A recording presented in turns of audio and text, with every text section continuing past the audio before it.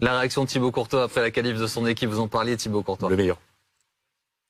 Ouais, c'est plus dingue parce que c'était juste que le dernier moment, c'était minute 90 et minute 92, donc c'est ça qui est incroyable, mais on y croit. Je crois que même avec 0-1 du minute 80 jusqu'à 89, on n'était pas vraiment bien. Ils ont eu deux grosses occasions, un que Ferland il sauve très bien sur la ligne, l'autre que je sauve avec mon pied. Et d'un coup, il arrive le 1, et là tu vois qu'ils ont peur et qu'ils pensent oui. Et c'est là qu'on a fait, je peux pas l'expliquer mieux que ça, mais c'est incroyable quoi. Vous avez senti qu'en face ça changeait, qu'il y avait de la crainte chez les joueurs de City? Après le 1 tu savais que l'arbitre vient de mettre 6 minutes, et 6 minutes tout est possible, et avec cette équipe, je crois Paris l'a vu aussi, qu'on a mis le 2-1, juste une minute après on a fait le 3-1 contre eux, donc c'était un peu la même chose aujourd'hui, et dans la prolongation, on savait qu'on était mieux que physiquement et qu'on avait le momentum pour gagner quoi.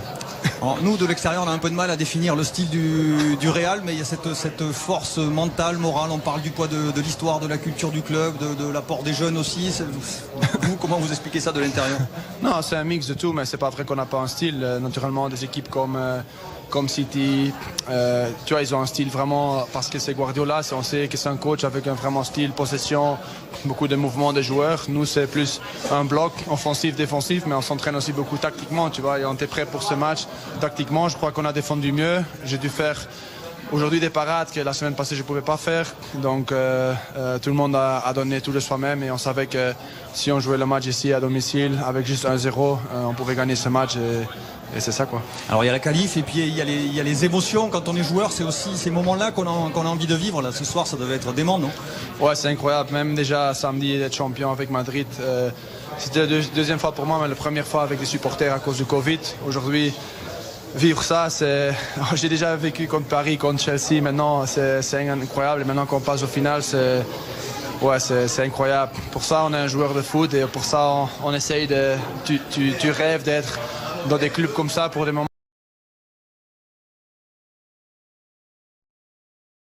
comme ça, donc c'est vraiment incroyable, et j'espère qu'on peut gagner maintenant. Ça va être difficile, une grande équipe en face encore, mais bon, on a déjà fait 3 fois, j'espère en faire une 4e. On sera là et on restera jusqu'à la fin, promis. Merci Thibaut. Ciao. 8 arrêts pour le gardien du Real, 80% de tirs arrêtés dans une très bonne performance. Très bien, très heureux. On a joué un grand match, c'était un match difficile. Et à la fin, on était capable d'égaliser le match. Dans l'extra time, sûrement, on a eu psychologiquement plus force pour gagner le match. Comment vous expliquez cette force mentale? Vous renversez le match aussi avec le coaching? Ce sont les jeunes qui sont sur le terrain à la fin? Je pense qu'il est l'histoire de ce club, il est l'affection, il est derrière toi, il est beaucoup de ces choses. Tous les joueurs ils sont très focalisés, et ils connaissent très bien que le maillot de l'histoire de ce maillot, il est très important. Alors vous avez connu de grandes émotions dans votre métier, vous avez coaché de grandes équipes. Qu'est-ce qu'elle a de particulier, cette équipe du Real? Cette saison, il y a quelque chose de magique quand même qui se passe. C'est le club plus grand du monde, très heureux de ser l'entraîneur. Bon, ça va pas s'arrêter maintenant, il faut aller au bout. Il faut aller jusqu'au bout maintenant, avec la finale.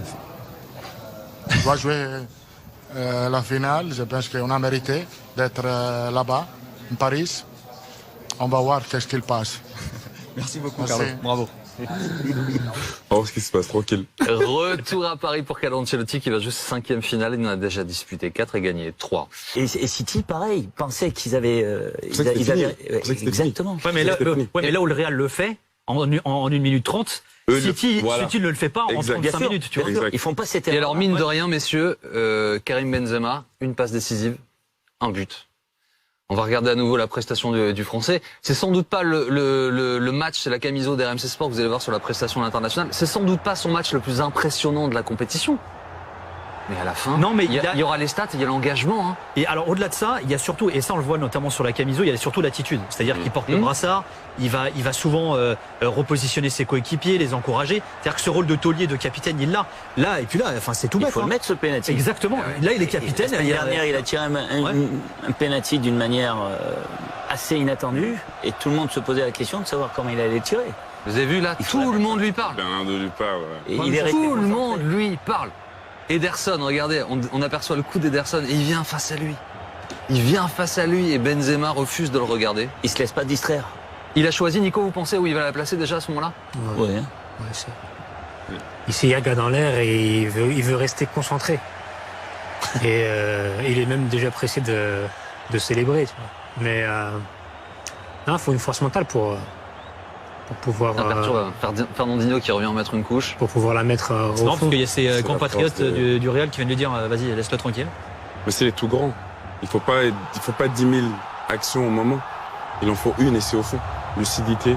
Et ça prouve la grandeur de ce joueur aujourd'hui. C'est que on peut parler de son match où il a eu un peu moins de réussite que d'habitude. Mais dans les moments clés, il est là et... Ouais, le penalty, il faut le mettre. Le penalty, il faut le mettre. Penalty de la victoire, en plus. Et il faut aller chercher le centre encore qu'il met. C'est lui qui fait la passive et comment il va la chercher aussi. C'est pas facile. Donc tout ça, c'est efficace. C'est à l'arraché, c'est l'efficacité, c'est les gestes. Et on va l'avoir, le duel Mané-Benzema en finale. Ouais. Les finalistes du Ballon d'Or, c'est ça que vous entendez. Ouais, il y aura peut-être un peu de ça, enfin certainement, mais ouais, on va l'avoir. C'est comme génial. On est toujours avec Stéphane et Eric. Alors Karim Benzema, évidemment, on parle de lui parce qu'il est français, parce que c'est le symbole de cette saison un peu incroyable du Real Madrid, et qu'à la fin, ce soir, une nouvelle fois, il y a tout. Il y a l'attitude, ce que pointait du doigt Nicolas Villas, et puis il y a les stats. Il y a la passe D et le but. Son action, elle est le but. Là, on vient de le revoir avec vous. Ce premier but du Real, il est extraordinaire. Camavinga, Benzema, Rodrigo, ces trois gestes. D'un autre monde. Après, un garçon comme Benzema, bon, d'abord, il y a les stats, puisque même quand on fait un match moyen, quand on fait une passe d'aise et un but en demi-finale de Ligue des Champions, c'est significatif. Mais il y a surtout toute la peur qu'il l'engendre chez l'adversaire. Quand il y a Karim Benzema en face, on défend pas pareil. Voilà, on défend à deux, on perd peut-être un garçon dans l'entrejeu parce que le milieu défensif va avoir un œil quand il vient chercher les ballons dans les pieds. Voilà, on joue pas pareil quand on joue contre Karim Benzema que contre notre avant-centre. Et puis l'histoire, elle est tellement extraordinaire. Karim Benzema, Fred parlait avant le match de sa relation très compliquée avec le public madrilène. Et si l'on parle de sa relation encore plus compliquée avec le public français, il va venir jouer la finale de la Ligue des Champions à Paris, au Stade de France, à cet instant-là de sa carrière, au terme de cette saison-là pour lui. C'est une histoire fantastique. Merci beaucoup Stéphane, merci Eric d'avoir été avec nous ce soir. Et au passage, merci pour cette saison de Champions League sur les antennes RMC Sport. C'était un bonheur de vous avoir avec nous pour nous faire vivre tous ces moments. Prenez soin de vous. Et à très vite, Fred Hermel nous a rejoint. Salut Fred. Hola chicos. La fausse humilité. Ah, la fausse humilité. Non, je suis très calme, très mesuré. Non, mais sans déconner les mecs. Non, mais franchement. Alors, je vais vous avouer une chose. J'étais à la radio pendant le match sur RMC et on sentait que le Real pouvait faire quelque chose. Je dis voilà, s'il marque à la 90e, c'est fait.